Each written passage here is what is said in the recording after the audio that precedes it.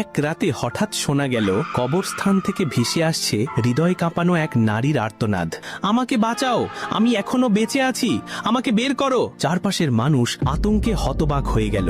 ভয়ে কেউ এগোতে পারছিল না, কিন্তু চিৎকার থেমে রইল না। অবশেষে সাহস করে কয়েকজন মাটি খুঁড়তে শুরু করলো, আর যখন কবরের ভিতরটা দেখা গেল সবার চোখ থমকে গেল ভয় আর শোকে। কবরের ভিতরে এক নারী বসেছিল অদ্ভুত অবস্থায়। শরীর থেকে চামড়া নেই, মাথা সম্পূর্ণ টাক, ঠোঁট উধাও, নখ নেই, শুধু ভয়ঙ্কর দাঁতের শাড়ি আর শুকনো হাড়গুলো স্পষ্ট হয়ে আছে। মনে হচ্ছিল তাকে এক এক করে সব সৌন্দর্য থেকে বঞ্চিত করা হয়েছে। সেই নারী কাঁদতে কাঁদতে বলতে লাগলো, দুনিয়ায় থাকতে আমি সাজগোজে ডুবেছিলাম, পর্দাহীন পথে চলতাম, নখ রং করে মানুষকে নিজের রূপ দেখাতাম। আজ কবরে এসে আমার প্রতিটি গুনাহের হিসাব দেওয়া হচ্ছে। এখানে কোনো সাজসজ্জা চলে না, শুধু আমলি কথা বলে। কথাগুলো বলে হঠাৎ থেমে গেল তার কণ্ঠ।